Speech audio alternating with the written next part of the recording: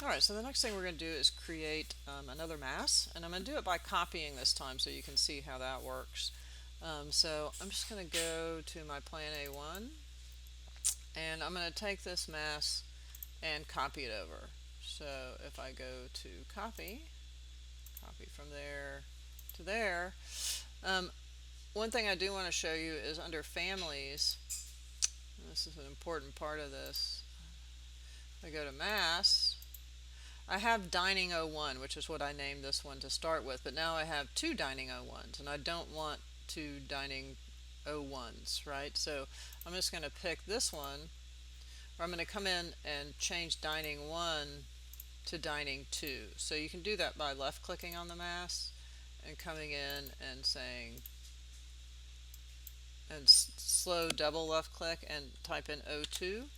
And I'm going to change this below it, which is actually the type, to the same name. So this is the family and the type, and we'll get into this more later. Change it to 02, so it's different, right, than the other one. So when you copy one, you want to make sure you come down to the mass down here and make sure that you have a distinct name for it. Then what I'm going to do is just pick this guy and edit it in place, and I'm going to window around it and just delete it, right, and start from scratch. So there's a couple of different ways. I want to make this kind of outline, and then I want sort of a spline here. So I'm just going to come in, and I could draw a line.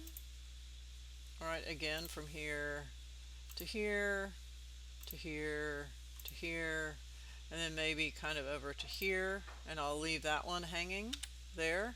And then I'll draw this one kind of from here to maybe where it aligns with that top one. And then what I need is kind of a curved one that goes here. So I'll come in, and up here instead of a line I can do spline through points, right? And so I'm just gonna estimate, so it doesn't have to be exact, but I'm gonna come in and kind of create this shape, right? Right there.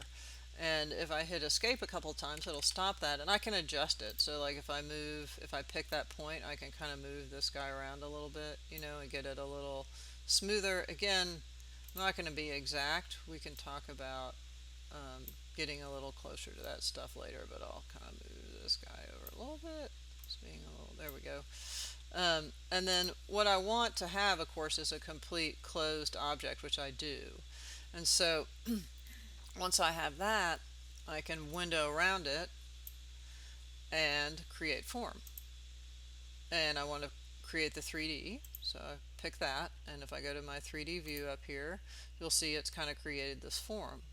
Now the other thing I want to do is apply that material parameter to it. So while it's selected, any part of it, I can come over here and left click on this little gray box, and that mass mat is still there because we copied it and it came with the other one, and so I can just apply that. And then if we want to make it the same height as this one, and we can adjust them later, you can come in and actually use the modify and align command, and I can pick a line to the top of that, the top of that.